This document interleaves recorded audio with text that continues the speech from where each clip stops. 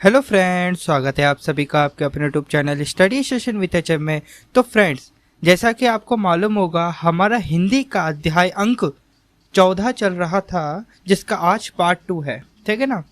Part 2 को शुरू करने से पूर्व मैं आपको पार्ट 1 की कहानी को समझा देता हूँ, जिससे आपको पार्ट 2 की बातों को समझने में सहायता मिलेगी।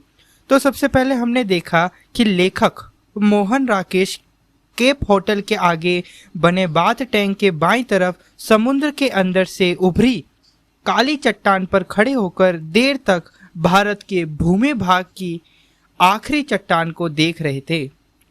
देखते रहे, जिस चट्टान पर किसी समय युवाओं के प्रेरणा स्रोत स्वामी विवेकानंद जी ने समाधि लगाई थी। हमने पढ़ा था ना, ये हमने देखा था कि लेखक अपना पूरा ध्यान उस सुंदर दृश्य को देखते रहे, जिसके कारण वह अपने आप को भूल गए थे। हमने देखा था वह अपने आप को भूल गए थे बिल्कुल, और उन्होंने अपने आप को उस सुंदर दृश्य का एक भाग बना लिया था, है ना। जैसे जैसे समय बीतता गया वैसे वैसे लेखक जिस चट्टान पर खड़े होकर यह सारा दृश्य देख रहे थे, वह चट्टान अब पानी में डूब रही थी। तो लेखक का एकदम ध्यान गया, तो वह फिर किनारे पर पहुंचे। हमने देखा था, ये सारे बातें पढ़ी थी। हमने देखा था जब लेखक किनारे पर पहुंच गए थे, तब उन्होंने एक निर्णय किया कि पश्चिम दिशा में स्थित एक ऊंचे टीले से सूर्यास्त का एक सुंदर दृश्य देखा जाए। ठीक है। तो वहां तक पहुंचने के दौरान तब वह निकल पड़े, और जब वह निकल पड़े तो वहां तक पहुंचने उस मिट्टी के टीले तक पहुंचने के दौरान लेखक को बहुत से लोगों से मिलने का भी मौका मिला, जिसमें मिशनरी युवतियां प्रमुख थी। हमने देखा था ना, मिशनरी युवतियां प्रमुख थी, जिनसे लेखक ने मोक्ष का रहस्य सीखा था। मोक्ष का रहस्य। तो जैसे ही लेखक उस ऊंचे टीले तक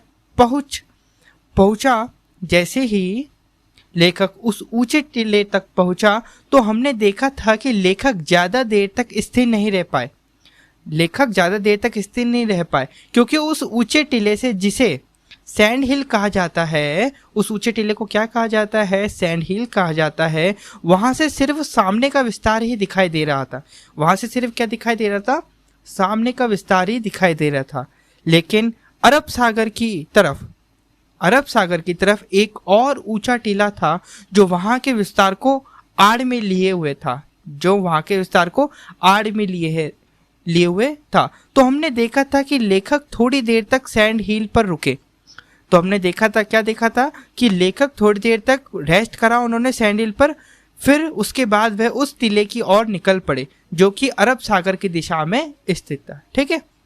लेकिन हमने देखा था कि जब लेखक उस टीले तक पहुंच जाते हैं, तो उस जैसे और टीले उनके सामने आ जाते हैं। तो लेखक जल्दी जल्दी उन सभी टीलों को पार करके सबसे लास्ट वाले टीले तक पहुंच जाते हैं, जहां से वे विस्तार जिसकी खोज वह कर रहे थे उनको मिल जाता है, और वह ऐसा अनुभव करते हैं जैसा उनके अलावा और कोई इस टीले पर नहीं आया हो, और उन्होंने एक नई उपलब्धि को प्राप्त करा हो। तो ये बातें तो थी अपने पार्ट 1 की। पार्ट 1 में अपन ने ये सब डिस्कस किया, और अब अपन डिस्कस करने वाले हैं क्या? पार्ट 2 को। पार्ट 2 को हम डिस्कस करेंगे 76 पेज नंबर से स्टार्ट करेंगे, जैसा कि आपको स्क्रीन पर भी दिख रहा होगा। तो चलिए स्टार्ट करते हैं। पीछे दाईं तरफ दूर दूर हटकर उगे नारियलों के झुरमुट नजर आ रहे थे। पीछे दाईं तरफ यानी राइट हैंड साइड पर दूर दूर हटकर उगे नारियलों के झुरमुट नजर आ रहे थे। गूंजती हुई तेज हवा से उनकी टहनियां ऊपर को उठ रही थी। ठीक है। आकाश की तरफ उठकर हिलती हुई वह टहनियां ऐसे लग रही थी जैसे उन्मुक्त रति के क्षणों में किन्हीं नग्न वन युवतियों की बाहें, है ना। मतलब इस लाइन का मतलब समझिए। वह टहनियां ऐसे लग रही थी जैसे उन्मुक्त यानी अनंत रति के क्षणों में, यानी मिट्टी के क्षणों में किन्हीं नग्न वन, यानी ऐसा वन जहां पर कोई किसी भी प्रकार का वृक्ष नहीं है, जिसकी तुलना किससे की गई है? युवतियों की बाहों से। ठीक है। पश्चिमी तट के साथ साथ पश्चिमी तट के साथ साथ सूखी पहाड़ियों की एक श्रृंखला दूर तक चली गई थी, जो सामने फैली रेत के कारण बहुत रूखी, बीहड़ और वीरान लग रही थी। यानी उस पर वो बिल्कुल सूखी थी, कुछ भी नहीं था। सूर्य पानी की सतह के पास पहुंच गया था। सूर्य कहाँ पहुंच चुका था? पानी की सतह के पास। सुनहली किरणों ने पीली रेत को एक नया सा रंग दे दिया था। सुनहली जो किरणें होती हैं, सूर्य की जो सुनहली किरणें होती हैं, उन्होंने पीली रेत को एक नया सा रंग दे दिया था। उस रंग में रेत इस तरह चमक रही थी, उस रंग में रेत इस तरह चमक रही थी जैसे अभी अभी उसका निर्माण करके उसे वहां उड़ेला गया हो। मैंने उस रेत पर दूर तक बने अपने पैरों के निशानों को देखा। लगा जैसे रेत का कुंवारापन पहली बार उन निशानों से टूटा हो, है ना। इससे मन में एक सिहरन भी हुई, इससे मन में एक रोंगटे भी खड़े हुए, हल्की उदासी भी घिराई। ठीक है।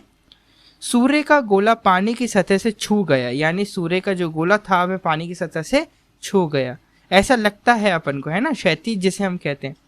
पानी पर दूर तक सोना ही सोना ढुल आया, पानी पर दूर तक सोना ही सोना ढुल आया, पर वह रंग इतनी जल्दी बदल रहा था कि किसी भी एक क्षण के लिए उसे एक नाम दे सकना असंभव था। यानी फटाफट बहुत ही शीघ्रता से वह जो जैसे जैसे सूर्य पानी में डूबता जा रहा था वैसे वैसे वो जो रेत फैली हुई थी ना, उसका रंग भी फटाफट हर एक क्षण में बदलता जा रहा था। तो कवि के लिए मुश्किल हो गया था कि उसको क्या नाम दें, उस रंग को क्या नाम दें। ठीक है ना। सूर्य का गोला जैसे एक बेबसी में पानी के लावे में डूबता जा रहा था। सूर्य का गोला जैसे एक बेबसी में यानी जल्दी में पानी के लावे में डूबता जा रहा था। धीरे धीरे वह पूरा डूब गया और कुछ क्षण पहले जहां सोना बह रहा था वहां अब लहू बहता नजर आने लगा, यानी बिल्कुल लाल हो गया। ठीक है। कुछ और क्षण बीतने पर वह लहू भी धीरे धीरे बैंगनी या बैंजनी और बैंजनी से काला पड़ गया। ठीक है। मैंने फिर एक बार मुड़कर दाईं तरफ पीछे देख लिया, मैंने फिर एक बार मुड़कर दाईं तरफ यानी राइट हैंड साइड देख लिया। नारियलों की टहनियाँ उसी तरह हवा में ऊपर उठी थी। हमने देखा था ऊपर कि नारियल की टहनियाँ किस साइड पे थी? राइट हैंड साइड पर। तो अभी भी नारियलों की जो टहनियाँ थी उसी तरह हवा में ऊपर उठी थी, हवा उसी तरह गूंज रही थी, पर पूरे दृश्य पट पर स्याही फैल गई थी। स्याही कैसी होती है दोस्तों? स्याही कैसी होती है? काली। कैसी होती है? काली। तो यहाँ पर क्या हुआ? हवा उसी तरह गूंज रही थी पर पूरे दृश्य पट पर स्याही फैल गई थी, यानी पूरा जो माहौल था वह कैसा हो गया? काला हो गया। एक दूसरे से दूर खड़े झुरमुट स्याह पड़कर जैसे लगातार सिर धुन रहे थे और हाथ पैर पटक रहे थे। मैं अपनी जगह से उठ खड़ा हुआ और अपनी मुट्ठियां भींचता खोलता कभी उस तरह और कभी समुद्र की तरफ देखता रहा। अचानक ख्याल आया कि मुझे वहां से लौटकर भी जाना है। इस ख्याल से ही शरीर में कपकपी भर गई। क्यों कपकपी भर गई? क्योंकि आपको पता होना चाहिए माहौल कैसा हो गया था, बिल्कुल काला, मतलब अंधेरा ही अंधेरा छा चुका था, है ना। तो लिखा है अचानक ख्याल आया कि मुझे वहां से लौटकर भी जाना है। इस ख्याल से ही शरीर में कपकपी भर गई। दूर सैंड हिल की तरफ देखा, क्योंकि वे कहाँ से आए थे? सैंड हिल की तरफ। सैंड हिल से कहाँ गए थे? अरब सागर की और एक ऊंचे टीले की तरफ, और ऊंचे टीले से भी बहुत दूर चले गए थे वो, क्योंकि वो ऊंचा टीला जो उनको सैंड हिल से दिख रहा था, वो ऊंचा टीला जो उन्हें सैंड हिल से दिख रहा था वो तो सिर्फ एक ही था। लेकिन जब वे उस ऊंचे टीले तक पहुंचे तो उस जैसे बहुत सारे थे, तो उनको पार करते करते जल्दी जल्दी उन्होंने उसको पार करा तो वो ऐसे ऐसे लास्ट टीले तक पहुंचे। वहां बैठे थे वो, वहां बैठे बैठे उन्होंने पूरा सूर्यास्त देखा तो मिट्टियों के रंग भी देखे। पहले मिट्टी कैसी थी? सुनहली थी, सुनहली के बाद पीली हुई, पीली के बाद ऑरेंज हुई, ऑरेंज के बाद बिल्कुल बैंजनी हुई, बैंजनी के बाद बिल्कुल काली हो गई। ठीक है ना। और उसके बाद रात हो गई। ठीक है। तो ये बात चली और फिर रात हो गई तो अचानक ख्याल आया कवि को कि मुझे वहां से लौटकर भी जाना था। इस ख्याल से ही शरीर में कपकपी भर गई। दूर सैंड हिल की तरफ देखा वहाँ स्याही में डूबे कुछ धुंधले रंग हिलते नजर आ रहे थे, है ना। मैंने रंगों को पहचानने की कोशिश की, पर उतनी दूर से आकृतियों को अलग अलग कर सकना संभव नहीं था। मतलब सब कुछ एक ही दिख रहा था, एक ही कलर का दिख रहा था। वो कलर कैसा था? काला था। मेरे और उन रंगों के बीच स्याही पड़ती रेत को क्या लिख रखा है? रेत के कितने ही टीले थे, क्योंकि वो बहुत सारे टीलों को पार करके आए थे ना, लेखक बहुत सारे टीलों को पार करके आए थे। क्या लिख रखा है? मेरे और उन रंगों के बीच स्याह पड़ती रेत के कितने ही टीले थे। मन में डर समाने लगा कि क्या अंधेरा होने से पहले मैं उन सब टीलों को पार करके जा सकूंगा। यानी अभी भी अंधेरा नहीं हुआ था, मतलब थोड़ी सी काला रंग ही हुआ था, अंधेरा नहीं हुआ था। कुछ कदम उस तरफ बढ़ा भी, पर लगा कि नहीं, उस रास्ते से जाऊंगा तो शायद रेत में ही भटकता रह जाऊंगा। इसलिए सोचा बेहतर है नीचे समुद्र तट पर उतर जाऊं। तट का रास्ता निश्चित रूप से केप होटल के सामने तक ले जाएगा, ठीक है ना। जहां से वो आए थे ना, सैंड हिल से वे टीलों को पार कराए, टीलों की जो टीले थे, मिट्टी के टीले थे, उनको पार कर आए थे। लेकिन जब वो वापिस से उस तरफ देखते हैं, तो वो देखते हैं कि जो पीली रेत दिख रही थी दिन में जब सूर्य था, तब जो पीली रेत दिख रही थी अब वो काली हो चुकी है। और सैंड हिल और मेरे मध्य कई सारे काली रंग के मिट्टी के टीले अब आ चुके हैं। तो उन्होंने उस कदम बढ़ाया, उन्होंने सोचा कि वापिस से मैं इसी रास्ते से जाता हूँ, लेकिन वो एक कदम बढ़ाया, उनको डर लगा, इसलिए वे वापिस से उन्होंने सोचा कि मैं इस टीले से नीचे उतरता हूँ और समुद्र के किनारे किनारे चलूंगा तो मैं केप होटल के सामने तक पहुंच जाऊंगा। तो ऐसा उन्होंने निर्णय किया। तो देखा हमने, निर्णय तुरंत करना था, इसलिए बिना और सोचे में रेत पर बैठकर नीचे तट की तरफ फिसल गया, ठीक है। पर तट पर पहुंचकर फिर कुछ क्षण बढ़ते अंधेरे की बात भूला रहा। कारण था तट की रेत, पर तट पर पहुंचकर फिर कुछ क्षण बढ़ते अंधेरे की बात भूला रहा। कारण था क्या? तट की रेत, ठीक है। यूं पहले भी समुद्र तट पर कई रंगों की रेत देखी थी, सुरमई, खाकी, पीली और लाल। मगर जैसे रंग उस रेत में थे वैसे मैंने पहले कभी कहीं की रेत में नहीं देखे थे। लेकिन ये जो रंग अभी जो कवि देख रहे थे, जो लेखक अभी जो रंग देख रहे थे, उन्होंने कभी भी ऐसे रंग नहीं देखे थे। कितने ही अनाम रंग थे वे, एक एक इंच पर एक दूसरे से अलग, और एक एक रंग कई रंगों की झलक लिए हुए। काली घटा और घनी लाल आंधी को मिलाकर रेत के आकार में ढाल देने से रंगों के जितनी तरह के अलग अलग सम्मिश्रण पाए जा सकते थे वह सब वहाँ थे, और उनके अतिरिक्त भी बहुत से रंग थे, यानी बहुत से रंग उनको दिखाई पड़े। मैंने कई अलग अलग रंगों की रेत को हाथ में लेकर देखा और मसल कर नीचे गिर जाने दिया, है ना। होता है ना, अपन कभी कभी रेत को अपने हाथों से मसलते हैं, ठीक है। तो लेखक ने भी इसी प्रकार करा, कई अलग अलग रंगों की रेत उठाई और अपने हाथ से मसल कर उनको नीचे गिरा दिया। जिन रंगों को हाथों से नहीं छू सका उन्हें पैरों से मसल दिया। जिन रंगों को हाथों से नहीं मसल सके तो उनको पैरों से मसल दिया। मन था कि किसी तरह हर रंग की थोड़ी थोड़ी रेत अपने पास रख लूं, पर उसका कोई उपाय नहीं था। यह सोचकर कि फिर किसी दिन आकर उस रेत को बटोरूंगा, मैं उदास मन से वहां से आगे चल दिया। समुद्र में पानी बढ़ रहा था। तट की चौड़ाई धीरे धीरे कम होती जा रही थी। तट की जो चौड़ाई थी वह धीरे धीरे कम होती जा रही थी। एक लहर मेरे पैरों को भिगो गई तो सहसा मुझे खतरे का एहसास हुआ। मैं जल्दी जल्दी चलने लगा। तट का सिर्फ 3-4 फुट हिस्सा पानी से बाहर था। लग रहा था कि जल्दी ही पानी उसे भी अपने अंदर समा लेगा। एक बार सोचा कि खड़ी रेत से होकर फिर ऊपर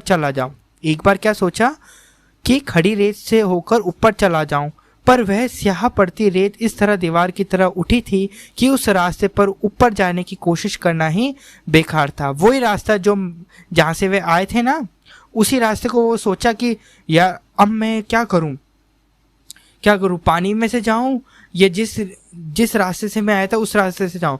लेकिन जिस रास्ते से वे आए थे अब वो रास्ता बिल्कुल अंधेर में हो गया था, बिल्कुल काला काला हो गया था। तो उस रास्ते से जाने में उनको खतरा नजर आ रहा था। तो अब लेखक के मन में क्या आता है देखें तो मेरे मन में खतरा बढ़ गया। लेखक के मन में क्या बढ़ गया, खतरा बढ़ गया। मैं दौड़ने लगा। 2-1 और लहरें पैरों के नीचे तक आकर लौट गईं। मैंने जूता उतारकर हाथ में ले लिया। एक ऊंची लहर से बचकर इस तरह दौड़ा जैसे सचमुच वह मुझे अपनी लपेट में लेने आ रही हो। सामने एक ऊंची चट्टान थी। वक्त पर अपने को संभालने की कोशिश की, फिर भी उससे टकरा गया। बाहों पर हल्की खरोंच आ गई, पर ज्यादा चोट नहीं लगी। चट्टान पानी के अंदर तक चली गई थी। उसे बचाकर आगे जाने के लिए पानी में उतरना आवश्यक था, है ना। उसे बचाकर आगे जाने के लिए पानी में उतरना आवश्यक था, पर उस समय पानी की तरह पांव बढ़ाने का मेरा साहस नहीं हुआ। मैं चट्टान की नोकों पर पैर रखता किसी तरह उसके ऊपर पहुंच गया। सोचा नीचे खड़े रहने की अपेक्षा वह अधिक सुरक्षित होगा, पर ऊपर पहुंचकर लगा जैसे मेरे साथ एक मजाक किया गया हो। चट्टान के उस तरफ तट का खुला फैलाव था, लगभग 100 फुट का। कितने ही लोग वहां टहल रहे थे। ऊपर सड़क पर जाने के लिए वहां से रास्ता भी बना था। मन से डर निकल जाने से मुझे अपना आप काफी हल्का लगा और मैं चट्टान से नीचे कूद गया। ठीक है। रात कैप होटल का लॉन, अंधेरे में हिंद महासागर को काटती कुछ स्याह लकीरें, एक पौधे की टहनियां, नीचे सड़क पर टार्च जलाता बुझाता एक आदमी, दक्षिण पूर्व के क्षितिज में एक जहाज की मध्यम सी रोशनी। मन बहुत बेचैन था। मन कैसा था कवि का, बहुत बेचैन था। बिना पूरी तरह भीगे सूखती मिट्टी की तरह जगह मुझे इतनी अच्छी लगी थी कि मन था अभी कई सप्ताह वहां रहूं। पर अपने भुलक्कड़पन की वजह से एक ऐसी हिमाकत कर आया था, यानी एक ऐसा कारनामा कर आया था कि लग रहा था वहां से तुरंत लौट जाना पड़ेगा। अपना सूटकेस खोलने पर पता चला था कि कनानौर में 17 दिन रहकर जो 80-90 पन्ने लिखे थे वे वहीं मेज की दराज में छोड़ आया। अच्छा, कनानौर में कभी कहीं रहे थे, वहाँ के होटल में रहे, तो वहाँ पर इन्होंने कुछ कृतियाँ लिखी, वहाँ कुछ रचनाएं की, 80-90 पेज इन्होंने कुछ लिखे थे। तो वहाँ की जो मेज थी, वहाँ के दराज में वो पन्ने वे छोड़ आ गए, और वो बात अब इनको याद आ रही है यहाँ पर जब वह कन्याकुमारी में है। ठीक है। अब मुझे 2 में से एक चुनना था। एक तरफ था कन्याकुमारी का सूर्यास्त, समुद्र तट और वहां की रेत, और दूसरी तरफ अपने हाथ के लिखे कागज जो शायद अब भी सेवाएं होटल की एक दराज में बंद थे। ठीक है। 2 रास्ते थे अब उनके पास, या तो अब वो कन्याकुमारी में रुककर सूर्यास्त देखें, समुद्र तट देखें और वहां की रेत को देखें। ये था पहला रास्ता। और दूसरा रास्ता क्या था कि अब वह वहां पर जाएं, कहाँ पर, कनानौर जाएं, और कनानौर में जो होटल है वहाँ पर जो इन्होंने अपने 80-90 पेज अपने हाथों से लिखे थे उन कागज़ों को वापस से लेकर कर आए। ठीक है। ये 2 रास्ते थे। मैं देर तक बैठा सामने देखता रहा, जैसे कि पौधे की टहनियों या उनके हाशिए में बंद महासागर के पानी से मुझे अपनी समस्या का हल मिल सकता है। कुछ देर में एक गीत का स्वर सुनाई देने लगा जो धीरे धीरे पास आता गया।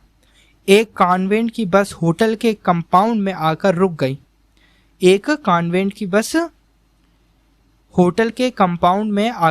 यानी कंपाउंड यानी होटल का जो चौका होता है ना, वहां पर बस में बैठी लड़कियां अंग्रेजी में एक गीत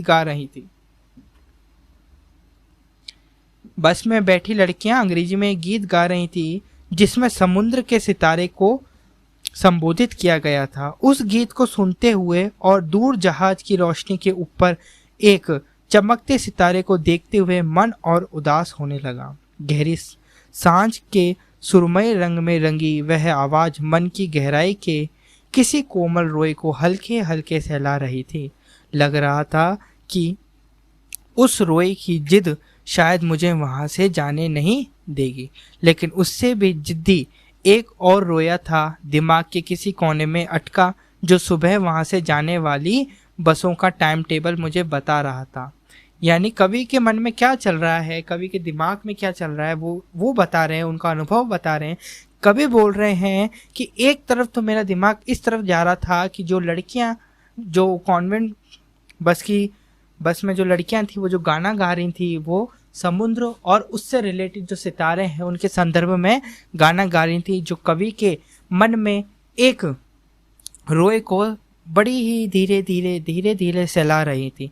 एक वो परिदृश्य उनको याद आ रहा था जब वह उस सुंदर, अति सुंदर, सूक्ष्म वर्णन करते करते उन्होंने पूरा किसको देखा, उस परिदृश्य को देखा, उस दृश्यपट को देखा। किस दृश्यपट को देखा? सूर्यास्त के। एक वो गाना सुनते सुनते उनके मन में वो आ रही थी विचार, लेकिन एक और उनके दिमाग के अंदर एक और खटक रहा था, एक और रोआ खटक रहा था, जो था कल की बस का टाइम टेबल। कि अब मैं क्या करूं, फटाफट से मुझे टाइम टेबल चेक करना पड़ेगा कि सबसे पहले कौन सी बस कनानौर जाती है, ताकि मैं फटाफट से वहाँ से मेरे जो हाथ के लिखे पन्ने हैं उनको मैं ला सकूं। तो ये दो बातें उनके मन में चल रही थी, यानी अंतर्द्वंद चल रहा था उनके मन में। तो गीत के स्वरों की प्रतिक्रिया में साथ टाइम टेबल के हिंद से जुड़ते जा रहे थे। हिंद से यानी कठोरता जुड़ती जा रही थी। पहली बस 7:15, दूसरी 8:35, तीसरी, ऐसा उनके दिमाग में चल रहा था। थोड़ी देर में बस लौट गई।